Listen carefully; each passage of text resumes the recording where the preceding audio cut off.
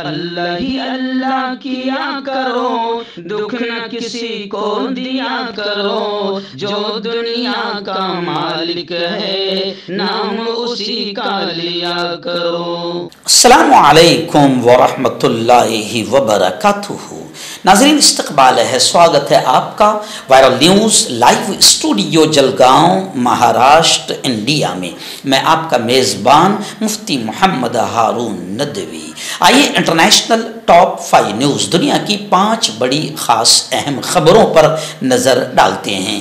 لیکن سب سے پہلے میں اپیل کروں گا کہ جو ساتھی نئے ہیں اور ابھی تک اس بے باک سچے چینل سے جڑے نہیں ہیں، اگر آپ چاہتے ہو کہ آپ کو ملک بھارت کی اور پوری دنیا کی صحیح اور سچی خبریں دیکھنے اور سننے کو ملیں تو پھر آپ اس چینل سے جڑ جائیے، سبسکرائب کر لیجئے ہمارے اس چینل کو، بیل آئیکن گھنٹی کے بٹن کو بھی دبا دیجئے تاکہ ہماری ہر ویڈیو، ہر خبر آپ کو آپ کے موبائل پر مل سکے۔ اور ہاں ناظرین، ہم ہر روز ایک اپیل کرتے ہیں کہ پلیز یہ ایک پرائیویٹ چینل ہے اور چینل چلانے کے لیے پوری ایک ٹیم کام کرتی ہے، بڑا روپیہ پیسہ خرچ ہوتا ہے۔ اگر آپ چاہتے ہو کہ ایسے چینل جو ظلم اور ظالموں کے خلاف بے باک انداز میں بول رہے ہیں، اگر آپ چاہتے ہو کہ ایسے چینل مضبوط ہوں تو پلیز آپ چینل کی فائنینشیل ہیلپ، مالی تعاون، مالی مدد ضرور کیجیے۔ اسکرین پر آپ نظر ڈالیں، ہمارے چینل کا بینک اکاؤنٹ نمبر بھی دیا گیا ہے، اور اگر آپ آن لائن پیسہ بھیج کر مدد کرنا چاہتے ہیں تو گوگل پے، فون پے اور پے ٹی ایم تینوں کا ایک ہی نمبر ہے 9637541786۔ اللہ نے جو بھی آپ کو طاقت دی ہے اس اعتبار سے ہر دن یا ہفتے یا مہینے میں ایک بار ہی صحیح 200، 500، 1000 جو بھی آپ چینل کی مدد کر سکتے ہیں مدد کیجئے، چینل کو مضبوط کیجئے، ہمارا ساتھ دیجئے۔ ناظرین، پہلی بڑی خبر اس وقت میری نگاہوں کے سامنے آ رہی ہے۔ آپ جانتے ہیں کہ شہید اسماعیل ہانیہ کے بعد حماس کے نئے سربراہ یحییٰ سنوار کو منتخب کر لیا گیا ہے، اور یحییٰ سنوار اسرائیل کے لیے ایک ڈراؤنا سپنا ہے، کیونکہ یہ شخص بھی بڑا بے باک، بڑا بہادر، بڑا جری شخص ہے، اور مسجد اقصی اور فلسطینیوں کی حفاظت کے لیے یہ بھی ڈٹ کر اسرائیل کا مقابلہ کرے گا، اور اسرائیل اس سے کہیں نہ کہیں گھبرایا ہوا ہے۔ مگر ابھی بڑی خبر آ رہی ہے کہ اسرائیل نے یہ کہا کہ نئے حماس سربراہ یحییٰ سنوار کو بھی نشانہ بنائیں گے۔ اسرائیل نے حماس کے پولیٹیکل بیورو اور حماس کے نئے سربراہ یحییٰ سنوار کو بھی قتل کرنے کے عزم کا اعلان کیا ہے۔ اسرائیل کی طرف سے یہ اعلان یحییٰ سنوار کے حماس سیاسی بیورو کے سربراہ بننے کے اگلے روز ہی ایسے وقت پر سامنے آیا جب غزہ میں اسرائیلی جنگ کا 11واں مہینہ شروع ہوا ہے۔ اسرائیل کا یہ اعلان اس لیے کافی اہم ہے کیونکہ اسرائیل اس سے پہلے بھی مختلف ملکوں میں اپنے سے اختلاف کرنے والے اور خصوصاً عرب یا فلسطینی شناخت رکھنے والے قائدین کو اسی طرح اپنی خفیہ ایجنسی کے ذریعے قتل کروا چکا ہے۔ حال ہی میں حماس سربراہ یحییٰ سنوار کو حماس کی شورا نے بالاتفاق 6 اگست کو اپنا نیا سربراہ منتخب کیا ہے، جبکہ مصری سیکیورٹی عہدیدار کا یہ کہنا ہے کہ حماس کی قیادت کے لیے یحییٰ سنوار کا چناؤ غیر قانونی ہے۔ لیکن خیر، حماس نے اسماعیل ہانیہ کی شہادت کے بعد یحییٰ سنوار کو اپنی تنظیم کا سربراہ، قائد اور لیڈر چن لیا ہے۔ ناظرین، دوسری بڑی خبر آ رہی ہے فلسطینیوں پر ہونے والے مظالم کو لے کر۔ جی ہاں، خبر ہے کہ فلسطینیوں پر فوجیوں نے جنسی حملے بھی کیے ہیں، سیکشول ہریسمنٹ کا انہیں نشانہ بنایا ہے۔ امریکہ نے اسرائیل سے تحقیقات کا مطالبہ کیا ہے۔ امریکی وزارت خارجہ کے ترجمان کا کہنا ہے کہ اسرائیل کو چاہیے کہ فلسطینی قیدیوں پر اسرائیلی فوجیوں کے جنسی حملوں سے متعلق دعووں کی گہرائی کے ساتھ تحقیق کی جائے اور مجرموں کے ساتھ کوئی رعایت نہ برتی جائے۔ ایکچوئل میں یہ سچ بات ہے، پہلے سے ہی کہتے آ رہے تھے کہ یہ درندے، یہ آتنکوادی کسی بھی حد تک جا سکتے ہیں، اور ان اسرائیلی آتنکیوں نے باقاعدہ فلسطینیوں کو سیکسول ہریسمنٹ کا نشانہ بھی بنایا ہے۔ بلکہ میں آپ کو بتا دوں کہ بڑی خبر یہ بھی آ رہی ہے کہ سعودی عرب نے اسماعیل ہانیہ کا قتل ایران کی خود مختاری کی صریح خلاف ورزی ہے، ایسا بیان دیا ہے۔ سعودی عرب کے نائب وزیر خارجہ انجینئر ولید الخلیجی کا کہنا ہے کہ گزشتہ ہفتے تہران کے دورے کے دوران فلسطین کے سابق وزیر اعظم اسماعیل ہانیہ کا قتل اسلامی جمہوریہ ایران کی خود مختاری، اس کی علاقائی و قومی سلامتی، بین الاقوامی قوانین اور اقوام متحدہ کے منشور کی صریح خلاف ورزی ہے، اور یہ علاقائی امن و امان کے لیے ایک دھمکی بھی ہے۔ یعنی سعودی عرب نے بھی اسرائیل کو مجرم گردانا ہے، مجرم مانا ہے۔ ناظرین، ایک بڑی خبر اس وقت آ رہی ہے کہ کینیڈا نے اپنے سفارتکاروں کے بچوں کو اسرائیل سے نکالنے کا فیصلہ کر لیا ہے۔ کینیڈا نے اپنے سفارتکاروں کے بچوں اور ان کی دیکھ بھال کرنے والے افراد کو اسرائیل سے نکالنے کا فیصلہ کیا ہے۔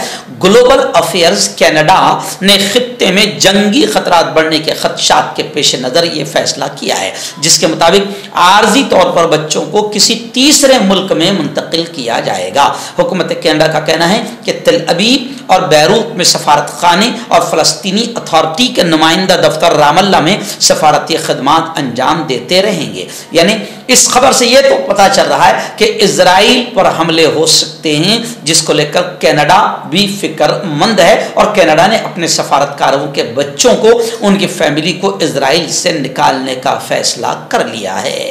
آئیے ناظرین، پڑوسی ملک بنگلہ دیش کے حالات آپ تک آ رہے ہیں، بڑے بدتر حالات ہیں، لیکن ابھی خبر آ رہی کہ بنگلہ دیش میں اب عبوری حکومت قائم ہو گئی ہے۔ نوبل انعام یافتہ محمد یونس کو نگراں وزیر اعظم کے طور پر حلف برداری دلائی گئی ہے۔ نوبل انعام یافتہ محمد یونس کی قیادت میں بنگلہ دیش کی عبوری حکومت نے جمعرات کے شب حلف اٹھایا۔ حلف برداری کی تقریب مقامی وقت کے مطابق رات 8 بجے منعقد ہوئی۔ عبوری حکومت میں کل 15 افراد بھی شامل ہیں۔ صدر بنگلہ دیش شہاب الدین نے سبھی کو حلف دلایا۔ میں آپ کو بتا دوں کہ عبوری حکومت کا سب سے پہلا کام ملک میں امن کا ماحول قائم کرنا ہوگا، قانون نظم و نسق کو بنائے رکھنے کی ذمہ داری ہوگی۔ شیخ حسینہ کے جانے کے بعد ان کے حامیوں کے تحفظ کو یقینی بنانا ہوگا، کیونکہ آپ جانتے ہیں کہ بنگلہ دیش میں باقاعدہ آرمی چیف اور بڑے بڑے افسران کو لوگوں نے سر عام سڑکوں پر لٹکا دیا ہے۔ یعنی بڑے برے حالات اس وقت وہاں پر ہو رہے ہیں۔ اب عبوری حکومت قائم ہوئی ہے، عبوری حکومت کا کام ہوگا کہ بنگلہ دیش میں امن و امان کو قائم کرے۔ اور بنگلہ دیش میں خبر یہ بھی آ رہی ہے کہ بنگلہ دیش میں بھارتی ویزا مراکز، یعنی جتنے بھی ویزا سینٹرز ہیں، ان کو غیر معینہ مدت کے لیے بند کر دیا گیا ہے۔ ناظرین، آخری بڑی خبر اس وقت میری نگاہوں کے سامنے آ رہی ہے کہ اسرائیل میں یہودیوں کے تیسرے ہیکل کی تعمیر شروع ہو چکی ہے۔ سرخ گایوں کی قربانی کی رسم کا آغاز بھی ہو گیا ہے۔ یہودیوں کے مذہبی گروہ نے سرخ گائیں کو قربان کرنے کا سلسلہ شروع کر دیا ہے۔ غیر ملکی میڈیا رپورٹس کے مطابق حال ہی میں اسرائیلیوں کے ایک مذہبی گروپ کو سرخ بچھیا ریڈ ہیفر کی قربانی سے قبل ان سے مشابہت رکھنے والی ایک گائے کی قربانی کی رسم ادا کرتے ہوئے دکھایا گیا ہے۔ اس قربانی کا مقصد مسجد اقصی کی جگہ پر ایک نئے ہیکل کی دوبارہ تعمیر کا اعلان کرنا ہے۔ یہودی روایت کے مطابق ایک سرخ گائے کی قربانی کے بعد ہی یروشلم میں ٹیمپل ماؤنٹ پر تیسرا ہیکل اس جگہ دوبارہ تعمیر ہو سکے گا جہاں آج مسجد اقصی اور ڈوم آف دی راک قائم ہیں۔ واضح ہے کہ 2022 میں 5 بے عیب اور بے داغ سرخ بچیائیں ٹیکساس کے ایک کھیت سے اسرائیل لائی گئی تھی۔ اب انہیں فلسطینی شہر نابلس کے قریب ایک غیر قانونی اسرائیلی بستی میں رکھا گیا ہے، جنہیں صحیح وقت آنے پر مخصوص قربان گاہ میں جلا کر قربان کیا جائے گا۔ مقبوضہ بیت المقدس میں ایک وسیع و عریض سفید رنگ کی مخصوص قربان گاہ ہے۔ یہ قربان گاہ زیتون کے پہاڑ کے سامنے ہے، جہاں ایک وقت میں دوسرا ہیکل موجود تھا۔ وہاں دوسرے ہیکل کی تعمیر کے لیے ایک کے بعد دیگر ان گائیں کو جلا کر ان کی قربانی پیش کرنے کا سلسلہ جلد شروع ہوگا۔ گائے کی قربانیوں سے قبل اسرائیلیوں کے ایک مذہبی گروپ کو سرخ گائے سے مشابہت رکھنے والی ایک گائے کی قربانی کرتے ہوئے دیکھا گیا ہے۔ تو میں حکیم جاوید، کیا آپ کو شوگر ہے یا آپ کے بدن میں درد رہتا ہے، جیسے جوڑوں کا درد، نسوں کا درد، گٹھیا ہوا ہے؟ اس کے علاوہ اگر آپ کو بواسیر ہے، خونی والی ہو یا مسے والی ہو، اور اگر آپ اپنی شادی شدہ زندگی کو لے کر خوش نہیں ہیں، تو آپ ہمیں کانٹیکٹ کر سکتے ہیں۔ یہاں گارنٹی کے ساتھ جڑی بوٹی سے علاج کیا جاتا ہے۔ تھینک یو سو مچ۔ मर्दाना ताकत हासिल करें 72 घंटों के अंदर, वो भी जड़ी बूटियों द्वारा। हकीम याकूब खान से कांटेक्ट करें जो कि 75 सालों से हिकमत कर रहे हैं। इसके अलावा जोड़ों में दर्द, गुर्दों में पथरी, शुगर, खुजली, ल्यूकेरिया का गारंटी से इलाज किया जाता है। अभी कांटेक्ट। हर्बल सेहत लाए 100% देसी जड़ी बूटियों से इलाज। मर्दाना ताकत, ल्यूकेरिया, शुगर बिना अंग्रेजी दवाई, बिना परहेज के खत्म हो जाती है। इसके अलावा जोड़ों का दर्द, घुटनों का दर्द, गुर्दे की पथरी, खुजली, बवासीर, खूनी मस्से वाली, वजन कम करना, वजन बढ़ाना। अभी कांटेक्ट।